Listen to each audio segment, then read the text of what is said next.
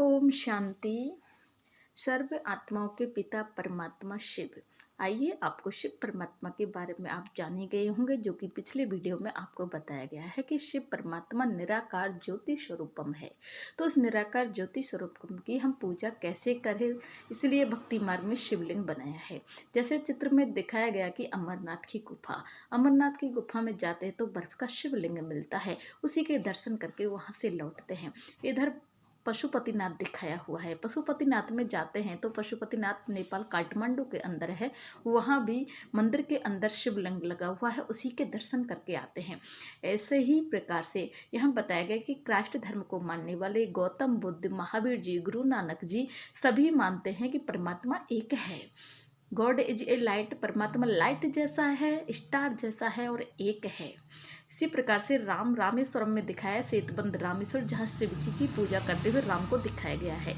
जबकि कहते हैं राम भगवान था, लेकिन भगवान था तो इन्होंने शिव की पूजा करने की जरूरत कहाँ पड़ी, लेकिन फिर भी इनके सभी कार्य शिवलिंग की पूजा करने के बाद में ही सफल हुए थे। जैसे सेतुबंद रामेश्वर सेतुबंद का निर्माण किया तो वो शिवलिंग की पूजा के बाद में ही उसका कार्य हुआ था। इधर कृष्ण जी वो भी शिव जी की पूजा कर रहे हैं।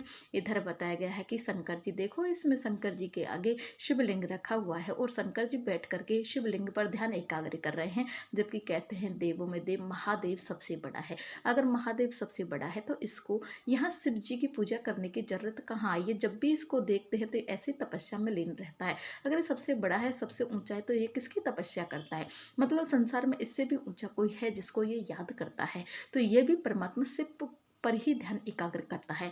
मतलब परमात्मा शिव निराकार हैं और शंकर जी हैं वो साकारी हैं। ये मनुष्य ये का तन का आधार लेते हैं, जबकि शिव जी तन का आधार नहीं लेते हैं। शिव जी निराकार है, शंकर जी साकारी हैं। शिव जी रचता है, जबकि शंकर है वो रचना है।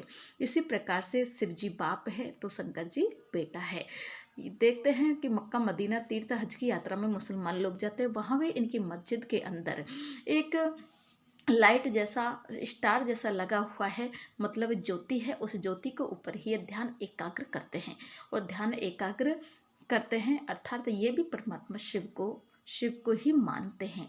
अर्थात अब तो आप जान ही गए होंगे कि आप कहीं भी चले जाओ संसार में, जहाँ भी आप जाके आओगे वहाँ कितने भी तीर्थ यात्रा में, बड़े से बड़े तीर्थ यात्राओं पर भी जाएंगे तो वहाँ भी आपको शिवलिंग के ही दर्शन मिलेंगे और आप शिव जी के ही दर्शन करके आते हैं। अर्थात सभी आत्माओं के पिता परमात्मा शिव ही हैं, जो सदा शिव हैं। अच्छा, ओम शांति।